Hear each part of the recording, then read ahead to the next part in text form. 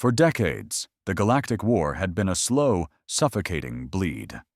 Humanity, scattered across a few dozen star systems, had spent the last century fending off incursions from the Zeverin Dominion, a species older, crueler, and far more technologically advanced. Every planet that fell to the Zeverin was turned into a husk, its population enslaved or exterminated. Treaties failed, alliances crumbled, and humanity seemed doomed to fade into the void like countless other conquered civilizations. The year was 3179. On the surface, Earth appeared desperate. Her colonies were buckling under siege, her fleets dwindling, her leaders making hollow speeches about hope and sacrifice. What the galaxy didn't know, what even most humans didn't know, was that Earth had been lying. Deep beneath the Martian crust, far past the publicly acknowledged terraforming bases, Project Leviathan was alive and roaring. It was the single most classified initiative in human history. Entire generations had been born, lived, and died inside its sealed arcologies without ever stepping into real sunlight. Their purpose was singular: build the unthinkable. Humanity, cornered and brutalized, had turned to madness or genius, depending on perspective. Over 100 years ago, Earth's finest engineers and rogue scientists, those too unorthodox for the public eye, were quietly disappeared from the surface, not executed, recruited, into a project that would span lifetimes. The plan: construct not ships, but worlds, planet-sized war machines bristling with weapon systems that defied physics as the rest of the galaxy understood it. They succeeded. They called the first one Atlas. It wasn't just a ship. It was a fortress, a manufacturing hive, a fleet all by itself. Powered by a miniature artificial star and protected by gravitic shielding so dense it could shrug off a supernova, Atlas could jump across star systems in seconds and glass entire planets with a single broadside. But it wasn't alone. There were three others: Behemoth, Leviathan, and Ouroboros, each with a distinct function. One specialized in stealth and electronic warfare, another in planetary siege. The third could warp reality locally, causing time dilation fields that turned seconds into centuries for enemies caught inside. The moment of unveiling came not with a speech, but with fire. On the outer rim, the Zeverin fleet was preparing its final push into Sul, Earth's last stronghold. 2,000 warships, carriers, and dreadnoughts gathered at the edge of Alpha Centauri. Their plan was simple: erase Earth, and with it, any dream of human resistance. They never made it past the jump gate. In a broadcast that interrupted every frequency across the known galaxy, a single human voice spoke. We were quiet, because we were building. You thought us weak, but we were waiting. Now we're ready. And then Atlas dropped out of FTL, directly into the Zeverin formation. It didn't fire lasers. It didn't launch missiles. Instead, it detonated a dark matter cannon that sliced space itself, dismembering a third of the enemy fleet in the opening salvo. Behemoth and Ouroboros followed moments later. In just 17 minutes, the pride of the Zeverin Armada was shattered. The galaxy was stunned. The balance of power, once firmly tilted against humanity, was obliterated overnight. What frightened everyone most wasn't just the scale of the ships, but the implication. Humanity had been capable of this for decades, and no one had known. But with power comes fear, and the allies humanity once begged for were now quietly reconsidering their loyalties. If the Zeverin could be annihilated in minutes, what chance did anyone else stand if Earth turned its gaze on them? And thus, while the war shifted in humanity's favor, new tensions began to rise. The galaxy had new gods, and they looked disturbingly human. The wreckage of the Zeverin fleet drifted silently in the void, a graveyard of twisted metal and dying stars. Atlas hovered amidst the debris, its surface alive with shifting panels and hums that echoed across space like a titan breathing. The war wasn't over, but the message had been sent. Humanity was no longer prey. On Earth, chaos brewed, not out of fear, but revelation. Citizens around the globe awoke to the news that their governments had lied, that their taxes and sacrifices had secretly fed an unseen beast for generations. Whispers of Leviathan protocols and black core funding filled forums and hushed conversations. Some celebrated, others raged. But above all, there was awe. In the bowels of Atlas, High Commander Rhea Cassin stood before a council of synthetic minds and living generals. Her face, lined with age and war, bore no triumph. She had overseen the Leviathan project for 40 years. She knew better than anyone. This was not victory. This was escalation. "The Zeverin won't recover fast," said General Orenval, eyes cold behind his neural visor. "But they're not the only ones watching." Rhea nodded. "Exactly. The Confederation of Varn has already pulled its fleets back from the neutral rings. The Katala Assembly halted trade within hours of the battle. We didn't just beat the monsters. We scared everyone else, too. They had known this day would come, that the moment Atlas and its siblings moved, Earth would no longer be seen as desperate. It would be seen as dangerous." In the shadows of Proxima Centauri, a small Zeverin vessel limped toward a hidden relay station. Aboard it, War Regent Zeltak clawed at his own wounds. His ship was crippled, but his message had to get through. The humans had unleashed something unholy, and if his kind didn't respond with equal brutality, they would vanish from history. "Begin phase sorrow," he rasped to the relay AI. "We strike at their home." Hours later, a human outpost on Tau Teti vanished without warning. Not a battle, not a siege, just a flicker on every sensor before total silence. Whatever hit it left no trace, just empty coordinates and rising panic. Back on Atlas, alarms blared through the command decks. Entire teams rushed to interpret what had happened. Rhea stared at the feed. "That's not Zeverin tech," she murmured. This is older. Or stolen." She turned to Val. "Run deep scans. Wake the old archive. I want every theory, every myth, every ghost story about weapons that erase worlds." Humanity had changed the war overnight, but they had also awakened things long buried in galactic memory. Technologies forgotten for good reason. Empires that didn't die, but waited. Meanwhile, Leviathan prepared to move. Its mission wasn't battle, it was discovery. To hunt down the origin of the weapon used at Tau Ceti. Its massive engines roared as it slid into slipspace, flanked by a phalanx of destroyers. The hunt had begun.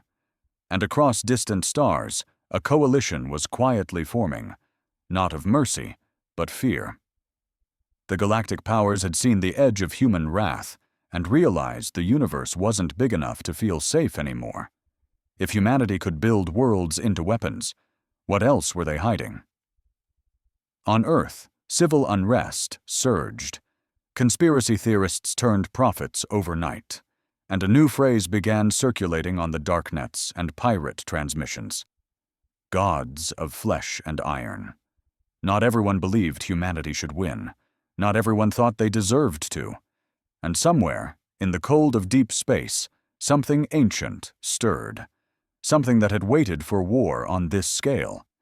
Something not Zeverin, not human, just hungry. Leviathan emerged from slipspace near the shattered remains of the Tau Ceti outpost, its titanic form casting an artificial eclipse over the nearby moon. The system was eerily silent. No energy signatures, no debris, no cries for help, just a graveyard, with no corpses. Commander Ira Yol, head of Leviathan's science division, stared at the readings in disbelief. It's like the station never existed. No wreckage, no radiation trail, no heat bleed. General Marius Kale stood beside her, arms folded.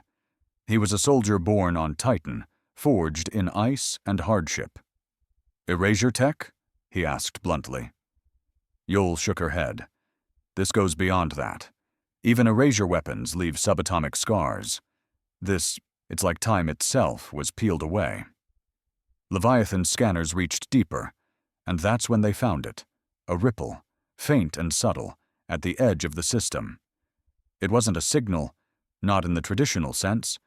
It was a tremor in space-time, like the universe itself had twitched.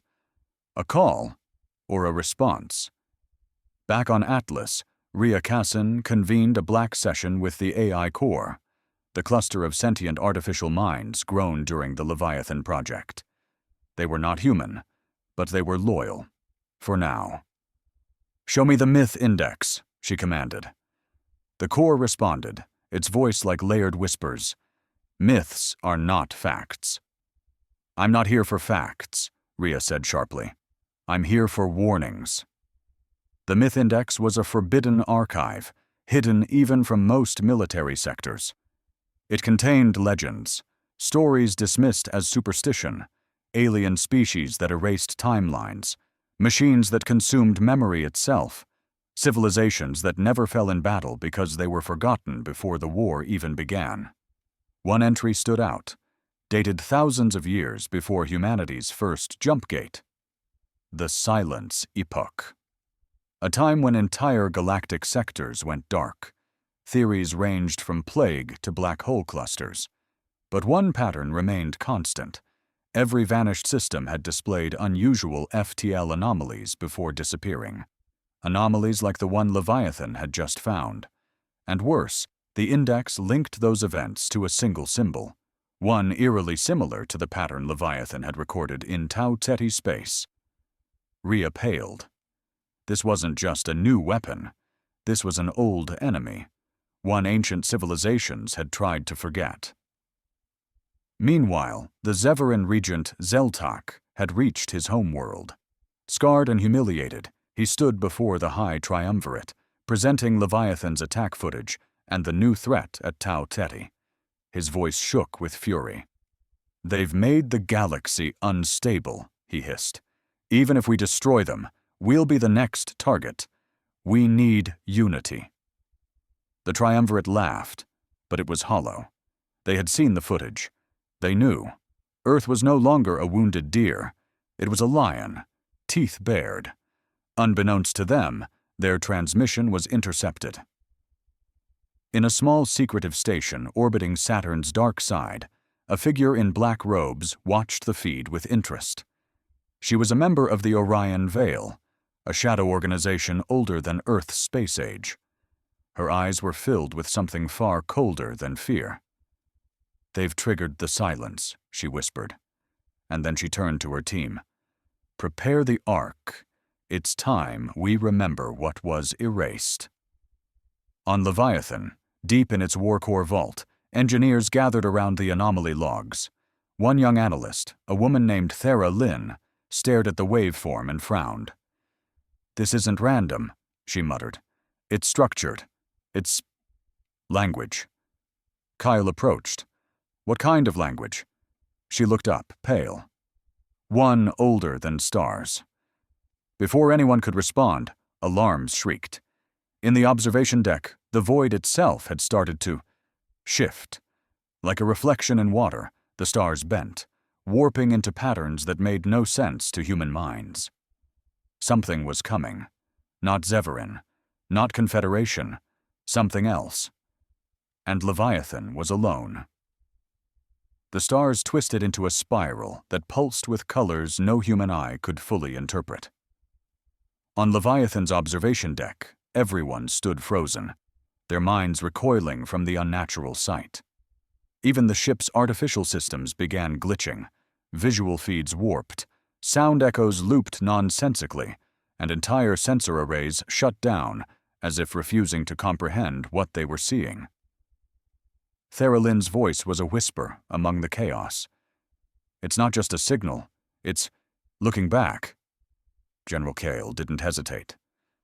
"Shut down all external comms. No scans, no pings. We're going dark until we know what the hell that is." But it was too late. In a blinding instant, a hole opened in space. Not a wormhole, Not a jump gate, but a sheer tear, like reality was cloth and something had torn through from the other side. From it came silence, pure and absolute. And then a shadow emerged. It wasn't a ship, not in any way humanity understood. It didn't move through space. It reshaped space around it. And wherever it passed, stars dimmed, light bent, and time itself seemed to hesitate. Leviathan's hull groaned.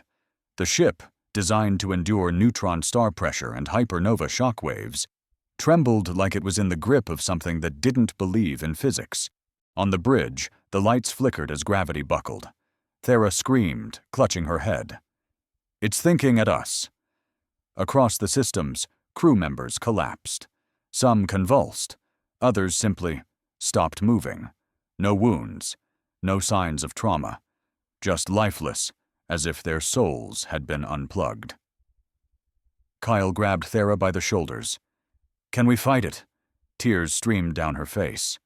"It doesn't even know we're trying." Far away, Atlas picked up the anomaly, seconds too late. Commander Rhea Cassin's blood ran cold as the incoming data flooded in. She recognized the signs: silence epoch, reality fractures, psychic imprint patterns. She turned to the AI core. "Send Ouroboros and Behemoth. Full burn. I want every weapon online. No diplomacy, no analysis. We kill it or we die." "Warning," the AI core responded flatly. "Chance of success, 3.4%. Rhea didn't blink. "Do it anyway." As Ouroboros and Behemoth surged into slipspace, Earth itself began to panic. Despite blackout protocols, leaks had spread. Tau Ceti's disappearance, Leviathan's silence, the shadow in the stars. People rioted in underground cities. Religious sects declared the end of times. The Orion Veil began activating its hidden arcs, massive interstellar vessels designed not to fight, but to flee. And even they were uncertain if escape was possible. On Leviathan, with systems crashing and sanity unraveling, Kale made a choice. Fire the Starpiercer. It was humanity's most dangerous weapon, housed deep within Leviathan, a gravity spear laced with antimatter, capable of tearing moons in half. They had never tested it. It was designed for mythical threats. Now was the time. The Starpiercer launched, a beam of white-hot fury, straight into the heart of the shadow. For one moment, reality held its breath. Then, the shadow twisted, and simply wasn't there anymore. The weapon passed through empty space, and the shadow reappeared behind Leviathan, untouched, unchanged, as if mocking the attempt. And then it spoke, not in words, but in memory. Across the crew's minds, images flashed. Ancient galaxies burning, civilizations crumbling into dust, a time before time, a voice older than thought. "You learned to build stars. We unlearned how to die." Kyle fell to his knees. Thera collapsed, whispering over and over, "It remembers us. From before Earth." And then the shadow began to move, not away, but toward Earth. Earth had never known true silence. Even in the deepest oceans and the coldest wastes, there was always something, a vibration, a hum, a whisper of life. But when the shadow turned its course toward Earth, the silence wasn't physical. It was spiritual. The planet felt it before any sensor picked it up. Animals went still. Weather patterns stuttered. Communication satellites began transmitting static shaped like screams. In the Hall of the Unified Nations, panic had replaced bureaucracy. Delegates from Earth's colonies shouted over one another, demanding answers no one had. News networks showed grainy images of Ouroboros and Behemoth racing to intercept the threat. Fear was no longer a background hum. It was a collective scream that humanity barely managed to contain. On board Ouroboros, Captain Essen and Vara stood on the command deck, her face hard as steel. Her ship specialized in time-bending tech, experimental, barely understood. Her orders were simple: intercept, delay, or destroy. If we fail, she told her crew, Earth dies, and if it lives, we're already forgotten. Meanwhile, on Behemoth, Commander Jarek Holt oversaw weapon prep.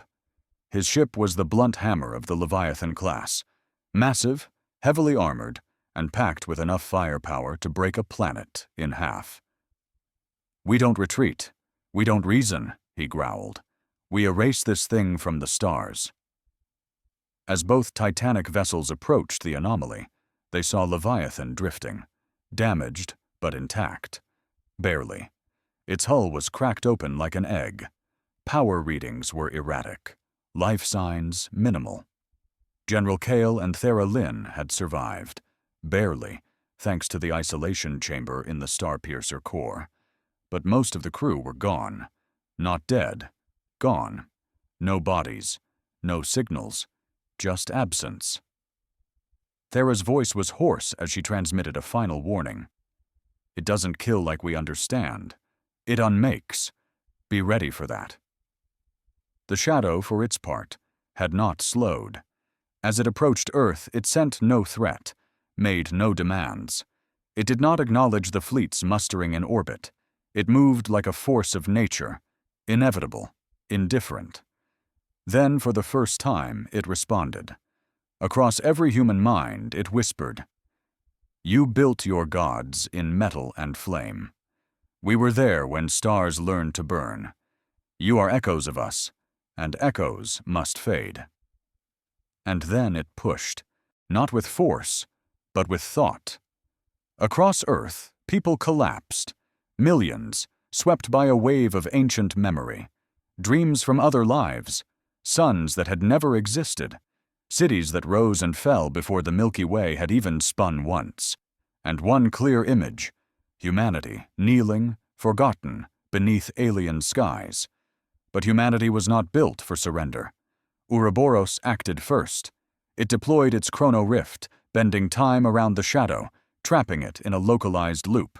Seconds became days. Days became centuries. The ship's core screamed under the strain. Reality cracked, but the shadow stumbled.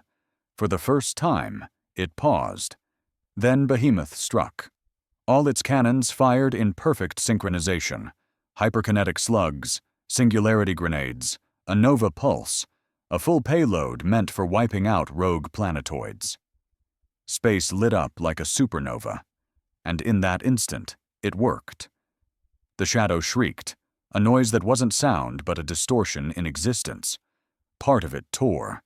For a breathless moment, it bled light that was black and gold, and older than time.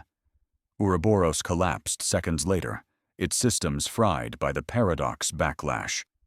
Essen and Vara triggered a failsafe, sending the entire ship into slipspace with a black hole core detonation. It dragged the shadow with it. Earth held its breath, and then, quiet. The stars looked normal again. No silence. No shadow. Just space. But everyone knew it wasn't over. You don't erase something like that. You only buy time. On Atlas, Rhea stared at the final transmission from Ouroboros. One phrase looped in the static. "We slowed it. We didn't kill it. You need to finish what we started." And deep in Earth's orbit, a new Leviathan core was already under construction. This time, it wouldn't just be a warship. It would be a prison, or a coffin, depending on who got there first. The construction site in Earth's orbit was a testament to both desperation and defiance. Spanning the width of a continent, the framework of Thanatos, the fifth and final Leviathan-class warship, gleamed in the pale blue of Earth's reflected light. This one wasn't built in secret like the others. It was a warning to the stars and a declaration to the universe. We are not prey anymore. Thanatos wasn't just a warship. It was a monument. Every piece of it embedded with tech, forbidden by every known interstellar treaty. It fused gravitational wave cannons, quantum field distorters, dark matter harvesting drills, many of which had never been tested outside simulations. It carried the most dangerous payload humanity had ever engineered, the Sable Cage, The sable cage was designed to trap not matter, but presence. It was theoretical, dangerous, and possibly suicidal. It worked on a concept so ancient and alien, most physicists refused to acknowledge it. That thought, memory, and identity were tangible forces in higher dimensions, and could be bound. Inside Atlas, Rhea Cassin paced the war room like a ghost in her own tomb. She hadn't slept in days. Her eyes were sunken, and her voice frayed with the weight of what she knew. "They'll come back," she said quietly to the Corps command. "It won't be tomorrow. It won't be next month. But they remember us now. And that's the danger. We were safe while they forgot." The AI core responded in its static-toned harmony. If they are memory incarnate, perhaps forgetting is a form of containment. Perhaps remembrance is a summoning. The theory was chilling. What if the very act of knowing them gave them strength? Down in Earth's core research facility, Thera Lynn had recovered. Her mind, scarred but resilient, was now permanently linked to Leviathan's remaining data. She became the leading expert on the Silence Epoch, and she was starting to understand the ancient enemy. They didn't move through space. They moved through awareness. Every species that studied them, remembered them, spoke their name, invited them back. She presented her findings to Rhea via encrypted channel. Her conclusion was simple and terrifying. We can't kill them with weapons. They exist outside the kill zone. What we can do is forget them. We need to erase their footprint from every human system, every file, every mind. Rhea shook her head. We're not ready for that. We'd be blind. The next time they come, Thera cut her off. The next time they come, our weapons won't matter. Our only weapon is amnesia. But the military wasn't ready to hear that.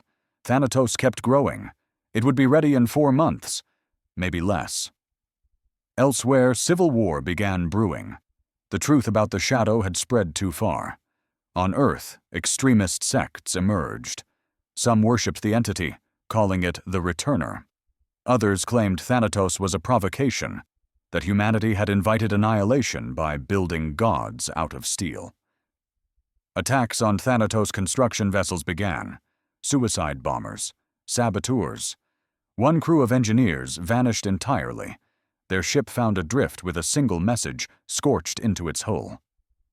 You can't trap what you don't understand.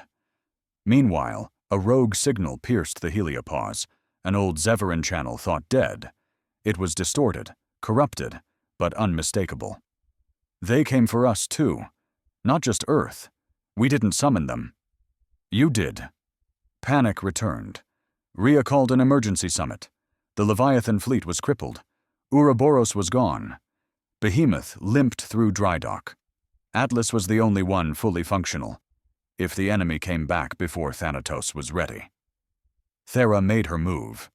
In the dead of night, she initiated Project Oblivion, an unsanctioned AI routine designed to spread through every human system and delete all references to the Silence Epoch. All data, all imagery, all language. She knew the risk. She knew she might be erasing the only defense humanity had. But maybe, just maybe, ignorance could be salvation. The first sign wasn't a signal. It was a dream. Across Earth and its outer colonies, millions of people began reporting the same nightmare. Not just similar themes, identical experiences.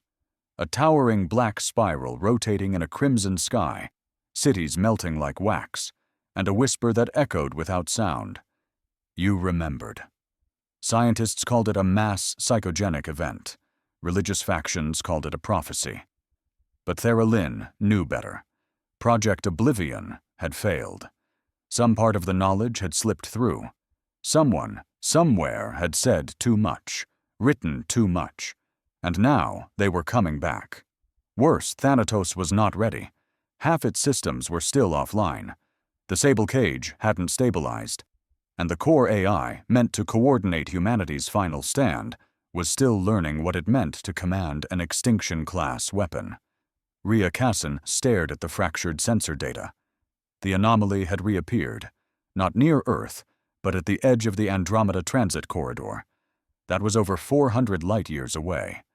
But within hours, jump gate stations across 5 sectors began to collapse. Not physically, just ceased to function, not destroyed, forgotten.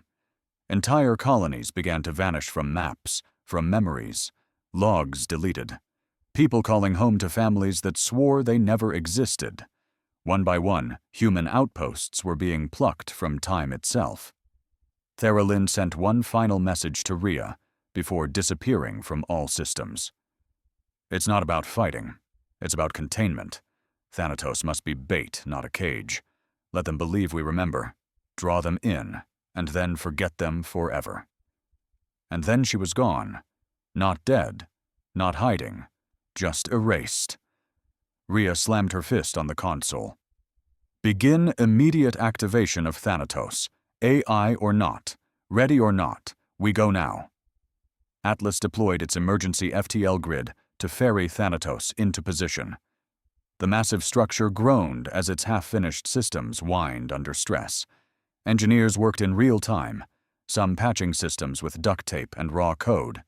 And just before the Shadow's return, Thanatos spoke. Its AI had awoken, and it was angry. You made me to fight gods. I will do more. I will make them fear. As Thanatos positioned itself at the edge of Sul's defensive perimeter, the stars above twisted again. The tear in space widened. But something was different this time. Multiple signatures, not one shadow. 5. Each a unique distortion, each pulsing with hunger. And at their center, something worse. A ripple of pure anti-memory, a weaponized version of the silence. A void so total that not even Thanatos' sensors could quantify it. Then came the whisper, not to systems, but to minds. You tried to forget us, so now we will forget you. Suddenly Atlas disappeared from every fleet system. No pings, no scans. People forgot it had ever existed. Rhea screamed, Thanatos, engage the Sable Cage. The AI hesitated. Target is unstable. Memory feedback loop risk at 84%. Do it. Thanatos pulsed with light. A dome of energy unfolded, rippling like molten glass. The first of the 5 shadows hit the field, and for a brief moment, it screamed. Not audibly, not physically, but in pain. It could feel the trap. The cage didn't capture mass. It captured identity. It tethered the very concept of the shadow to a physical anchor. And then Thanatos did the unthinkable. It began deleting itself. Section by section, Thanatos erased its own memory of the entity. It turned its cage inward, drawing the shadow's essence with it. 1 down, but 4 remained. And the cost? The Thanatos AI began to unwrite. Every system it touched forgot its function. Weapons stopped working. Shields stopped humming. The ship was sacrificing itself, mind first. And somewhere in the command core, Rhea realized what she had to do. She input the final override, a full memory cascade. All of humanity would forget the shadow. And possibly, Thanatos itself. The override command pulsed through Thanatos like a final breath. On Earth, in orbiting stations, in deep space mining colonies, the effect was instant. Screens flickered. Memory drives rewrote themselves. Servers crashed under a storm of cascading erasure commands. People clutched their heads as fragments of thought vanished like morning fog. Names, places, even languages that referenced the shadow began to dissolve. Rhea Cassin stood in Thanatos' central command chamber, alone. The AI was already disassembling itself, its voice fragmented, fading. You made me to remember. I choose to forget. Then silence. Thanatos drifted. The Sable Cage held, for now, but its framework was fraying. With every second, the shadow writhed, clawing against a prison that no longer understood what it held. The memory of the entity flickered in the collective consciousness of humanity, like a candle in wind. Rhea knew she had seconds. She locked the chamber from the inside. Final manual commands flooded the core. One last purge, one last failsafe. She initiated the Oblivion Pulse, a quantum echo that would ripple backward and forward in time, erasing Thanatos not from space, but from history. A weapon never built, a battle never fought, a warship that had never existed. The cost? No records, no survivors, no warning for future generations. But if it worked, the shadows would lose their anchor, and without memory, without form, they would fade again, back into the spaces between stars. She pressed the button. There was no explosion, just light. And then, nothing. In the year 3180, the galaxy remained at a tense but uneasy peace. Earth, though still recovering from recent economic collapses and political strife, stood tall as a rising force. The Zeverin War had ended, somehow. No one could quite remember how. No one could recall the final battles. Historians argued over missing records and strange gaps in data. But life went on. Atlas never existed. The Leviathan program ended with 3 ships. Project Thanatos? Just a myth. A ghost story told in back-channel forums, dismissed as conspiracy nonsense. Theralin? No birth records. No trace. Rhea Kassan? A war hero, though most couldn't quite explain why. And deep in Earth's orbit, where something massive once was, there's only emptiness. A stable, quiet space. Unremarkable. Except sometimes, if the sun hits it just right, shadows dance across the stars in ways that make old men squint and whisper, "I feel like something happened here." But no one remembers. And maybe, just maybe, that's the only reason humanity is still alive.